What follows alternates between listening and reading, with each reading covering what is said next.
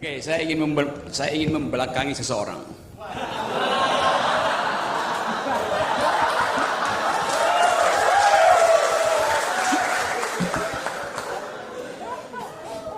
Tapi saya ingin di samping seseorang juga.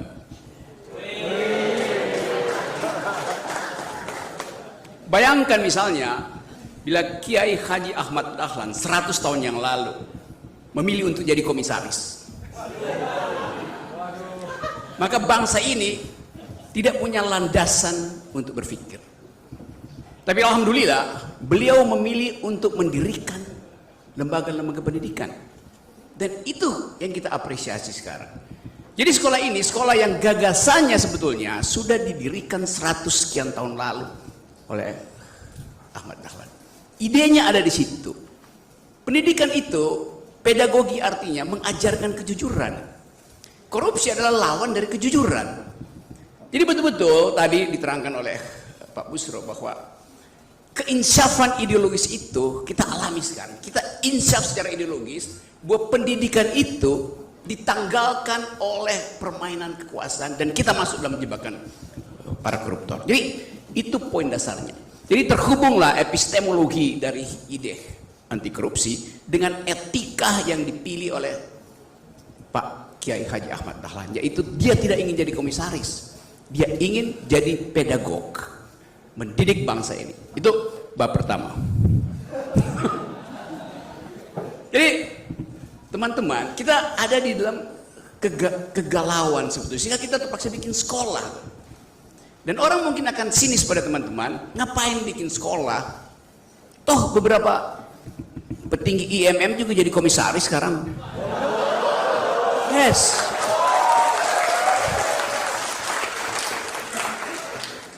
Jadi ini semacam refleksi juga untuk menghalangi jangan sampai ada generasi yang diturunkan. Kenapa Pak? Ini kan kita kan di dalam upaya kita membongkar para koruptor, yang pertama kita bongkar kawan-kawan kita. Justru itu saya ada di sini itu. Jadi ini adalah upacara untuk namanya apa? Ini bukan pembukaan sekolah anti korupsi. Penutupan sekolah para koruptor. Kalau anti korupsi seolah-olah di depan kita ada potensi korupsi, enggak, itu udah jadi manifest korupsi. Jadi kita mau tutup sekolah para koruptor itu. Yang rektornya ada di belakang saya.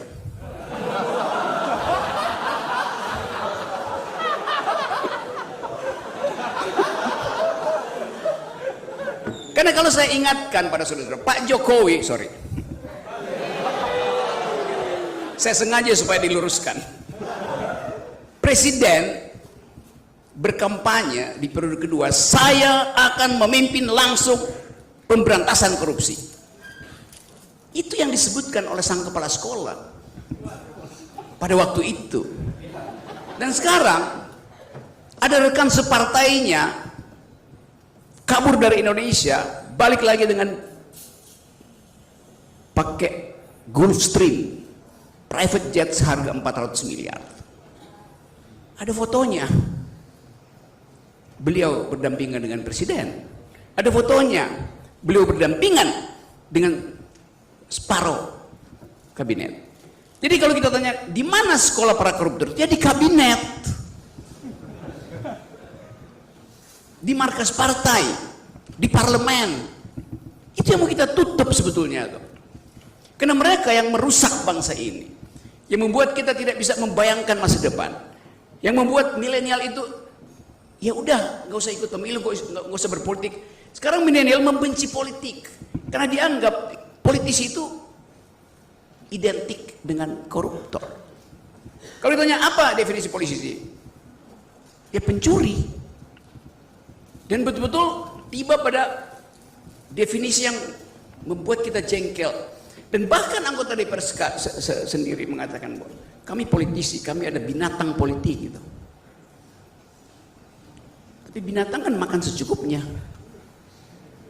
Jadi ada prinsip di dalam filosofi Manusia tidak mungkin jadi binatang. Manusia hanya bisa jadi di atas binatang atau di bawah binatang itu. Atau dia melampaui kebinatangan, atau dia bahkan di bawah binatang. Jadi koruptor itu adalah mereka yang memilih untuk menjadi bagian di bawah kebinatangan, bukan sebagai binatang. Nah, saya sedang bahwa akhirnya ada forum untuk wake up call bahwa sejumlah anak muda tetap memikirkan arah keadilan bangsa ini. Jadi kita bertemu di sini karena ada value yang sama, yaitu menginginkan agar supaya nasib bangsa ini tidak ditentukan di Merdeka Utara. Mungkin harusnya ditentukan di Merdeka Selatan, tempat gubernur DKI. Saya masih pakai kata mungkin, karena kita mau lihat kontras itu tuh antara mereka yang berupaya untuk membangun image bahwa nggak mungkin negara ini berlanjut kalau tidak 3 periode, dan itu betul konstatasi dari Pak Busro tadi. Operasi 3 periode masih berjalan dan itu adalah operasi para koruptor. Presiden Jokowi sampai sekarang tidak mengucapkan semacam public address untuk memberi kita semangat pergi pada Mahkamah Konstitusi agar supaya dinihilkan threshold itu. Itu juga adalah kebiadaban politik. 20% itu 20% itu adalah kandang oligarki beternak politisi itu.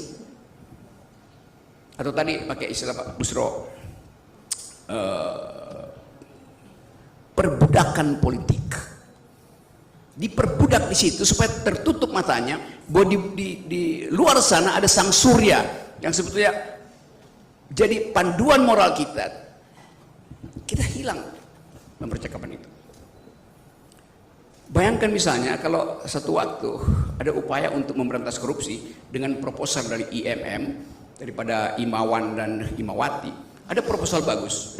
Proposal itu beredar ke semua partai politik, menginginkan agar supaya ada undang-undang untuk mewajibkan setiap kader partai politik ikut sekolah anti korupsi dulu.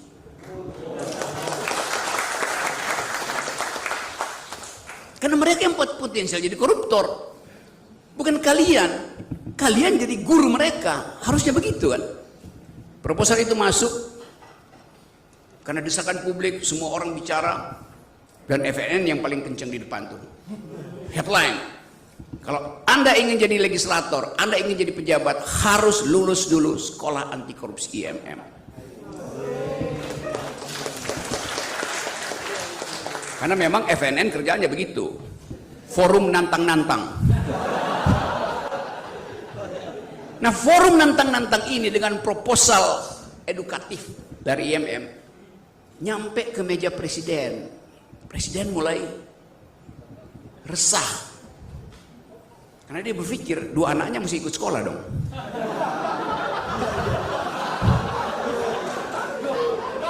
Loh, ini kan pikiran dia atau yang bagus tuh. Lalu satu waktu dia undang makan ketua Mahkamah Konstitusi, manggilnya, "Dik, kita makan malam dulu." Sebagai keluarga. Di tengah upacara makan itu, sang presiden bertanya, "Dik, dengar proposal dari IMM yang udah viral itu?" "Oh ya Pak Presiden." Resmi, dia nggak bilang mas gitu. Padahal sebetulnya setelah makan malam dia panggil mas. Ketua MK bilang, "Iya saya dengar itu. Bagaimana pendapat Mahkamah Konstitusi?" "Oh itu bagus, karena itu akan jadi sinyal pertama bahwa bangsa ini sedang menumbuhkan pemerintahan yang bersih." Lalu Pak Jokowi bilang, "Maksudnya apa? Menimbulkan pemerintahan yang bersih? Mau nyindir ya?" Tiba-tiba Pak Jokowi jatuhkan sendoknya, ting, berhenti percakapan itu. Hanya dengan sinyal sendok dijatuhkan, itu artinya hentikan proposal IMM. kekuasaan bisa melumpuhkan semua ide. Jadi kita bayangkan bagaimana susahnya menerbitkan pikiran baru tentang pemerintahan yang bersih. Junto pemerintahan yang baru. Melalui tema ini, seluruh bangsa ini sebetulnya diganggu kesadaran etisnya.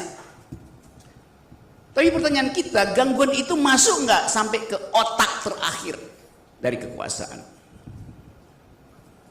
Kalau di ujung pembicaraan kita, 20 menit setelah selesai kita bersidang di sini, ada seseorang datang lagi dengan rompiku oranye di gedung KPK, lalu kasih konferensi pers. Lalu pers kerubutin dia di koridor depan KPK tuh. Apakah dia akan dipermalukan di situ? Tidak, karena koridor KPK sekarang jadi the corridor of fame, bukan lagi corridor of shame. Koridor yang akan dipakai oleh mereka untuk memperlihatkan bahwa gak ada soal jadi koruptor, diuluk-ulukan. Bahkan Najwa Shihab datang ke Sukamiskin mewawancarai siapa? Setia Novanto. Hal yang mesti kita tegur pada Ibu Najwa Shihab, dia itu bajingan, ngapain dipromosikan lewat YouTube? Kan jadi kesadaran etis itu, ya saya akan tegur. Najwa teman baik saya, tapi ethically it is wrong gitu. Kan akhirnya orang merasa jadi koruptor artinya jadi selebritis. Nggak ada lagi pembenahan moral tadi, hukuman sosial. Itu yang ingin kita pastikan di dalam upaya untuk membangun bangsa ini. Jadi teman-teman, saya senang bahwa kita ada di dalam kesempatan untuk menghidupkan kembali harapan. Sekarang kita seolah-olah bebankan korupsi ini pada oligarki. Tiap kali ada korupsi kita bilang itu karena kerjaan oligarki. Lalu korupsi dua pihak tadi yang bahkan disebut dalam ayat suci itu. Yang memberi dan yang menerima. Oligarki memberi pada rakyat, mengambil dari rakyat? Enggak. Apakah oligarki menyogok saudara-saudara? Tidak. Oligarki menyogok kebijakan di istana. Kita dapat impactnya. Kalau kita belajar tentang apa yang disebut the power of economics, kekuatan ekonomi apa sebetulnya? Pertama, ekonomi itu mampu untuk menghukum seseorang atau satu lembaga. Sama seperti sekarang ada perang di Ukraina, Amerika Serikat memakai kekuatan ekonominya untuk mempanis Rusia melalui embargo. Itu fungsi pertama dari kemampuan ekonomi saya bisa saya pakai untuk mengendalikan orang lain dengan embargo. Tapi kadangkala bagian itu tidak efektif karena Rusia tetap eksis saja. Di embargo pun dia masih hidup. Hal yang sama juga pernah Amerika lakukan ke Cina itu tentang pembatasan impor. Lakukan oleh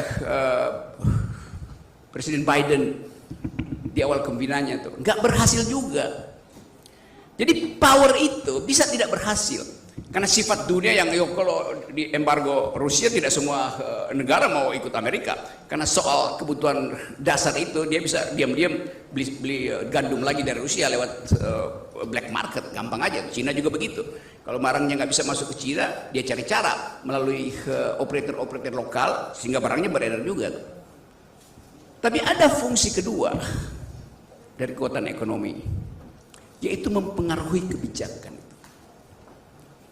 Sphere of influence dari kekuatan ekonomi mempengaruhi kebijakan sehingga bahkan mengendalikan pembuat kebijakan, bukan sekedar mempengaruhi kebijakan melalui supply demand function, tapi ini mempengaruhi si pembuat kebijakan.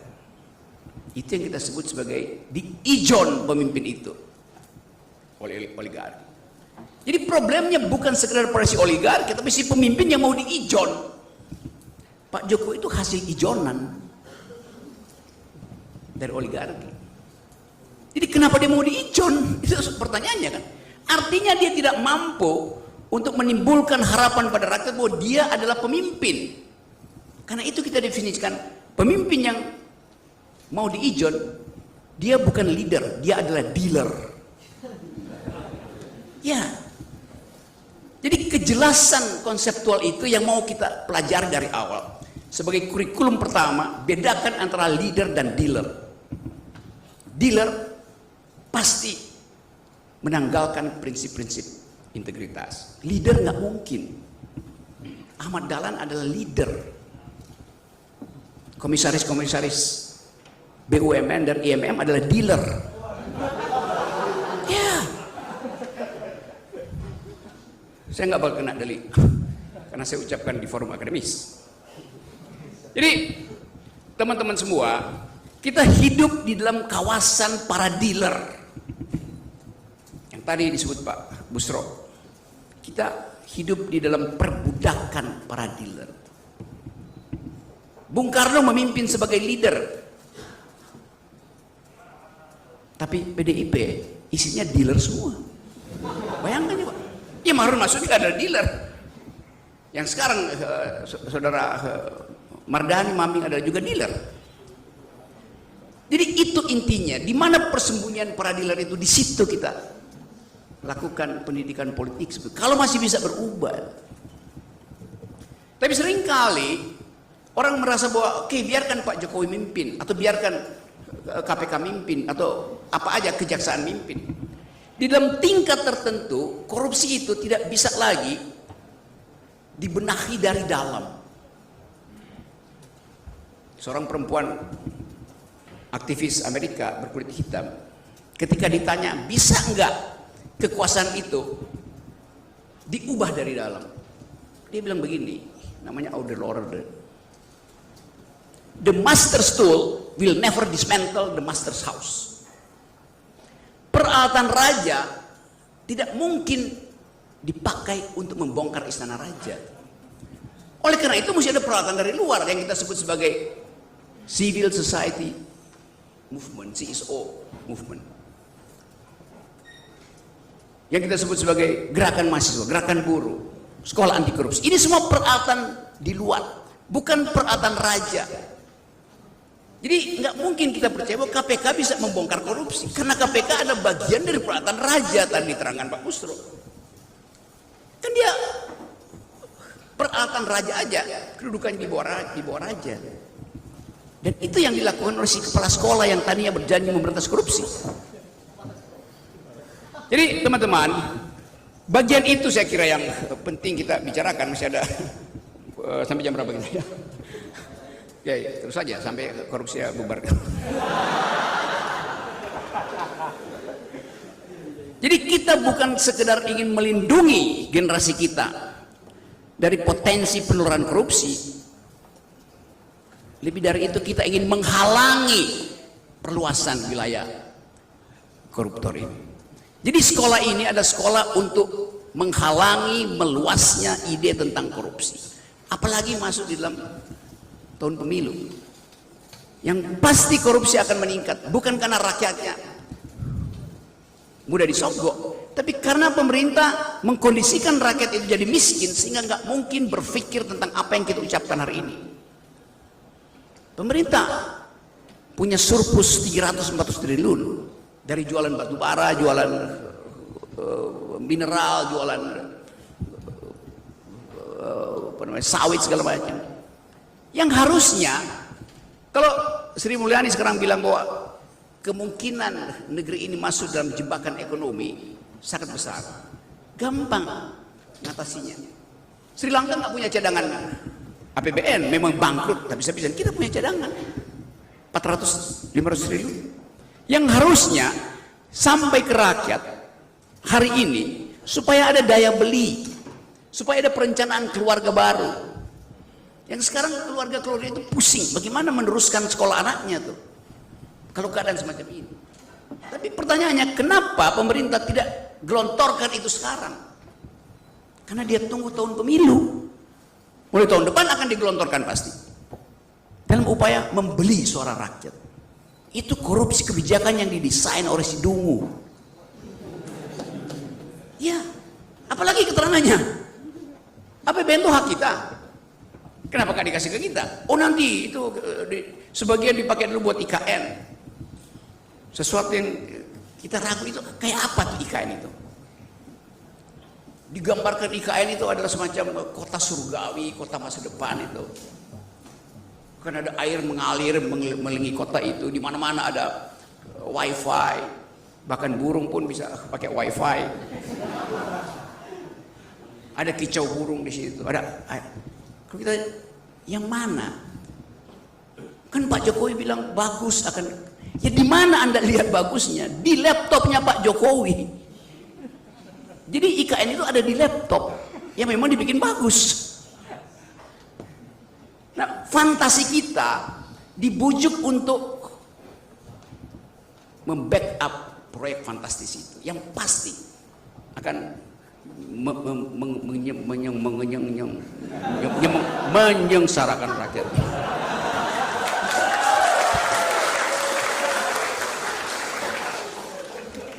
Tetapi perlawanan pun terjadi. Kemarin minggu lalu saya kasih kuliah semacam ini di Universitas Mula Warman di Samarinda. Bayangkan, itu universitas negeri. Tapi akhirnya karena desakan mahasiswa, rektornya izinkan saya diundang ke situ. Yang biasanya nggak ada itu tuh. Kalau universitas negeri udah Rocky Gerung dicoret, FNN dicoret, Busra Mukodas dicoret. Tetapi saya mendeteksi bahwa ada perubahan cara berpikir itu. Mungkin Pak Rektor Mula Warman tahu bahwa saya pasti akan kasih kritik. Tapi sebagai akademisi dia tahu bahwa kritik saya itu tidak ada pretensi kekuasaan karena saya ucapkan di forum akademik. Hanya saya ngomong di situ. Dosen ada di situ dan merasa oke, tersalurkan hasrat untuk beroposisi. Yang selama ini nggak mungkin diucapkan. Karena kalau diucapkan pasti kumnya itu turun. Bayangkan misalnya Pak Rektor Mula Warman mengambil risiko karena universitas itu dapat proyek, pasti dapat proyek dari pemerintah untuk membenarkan IKN yang ada di wilayah itu, membenarkan amdalnya. Yang sering saya kritik, keputusan politik udah dibuat baru amdalnya disusulkan, kan ya dululah. Kan dalam soal lingkungan amdal harus dibuat dulu baru jadi keputusan politik. Ini terbalik. Udah diputuskan baru Pak Jokowi minta oke, tolong bikin amdal. Amdal buat apa? Ya pasti buat mendukung, bukan untuk membuat kritik. Padahal kita belajar ilmu lingkungan di mana seluruh dunia amdal itu harus di depan, karena amdal adalah upaya untuk menghalangi semua proyek yang bersifat merusak lingkungan. Kalau dia lolos, nah itu artinya amdalnya betul-betul bagus. Jadi dari segi proses pembuatan kebijakan udah koruptif. Amdal dibuat belakangan itu udah koruptif. Tapi sugesti saya adalah bahwa banyak sebetulnya pejabat akademis yang menginginkan perubahan tapi masih tertahan oleh feodalisme, oleh ketakutan. Muhammadiyah nggak peduli soal-soal semacam itu. Jadi sekali lagi ini sekolah yang bagus karena didasari oleh satu pikiran. Dan saya kira betul bahwa Muhammadiyah ada 180 universitas. Kalau 180 universitas itu mogok berpikir, IQ nasional kita jemplok. Jadi nasib bangsa ini memang ditentukan oleh teman-teman sekalian, minus para komisaris. Maka kesempatan ini kita pakai untuk menghidupkan kembali harapan bahwa sang surya tidak bisa dicegah untuk memberi cahaya kejujuran. Terima kasih.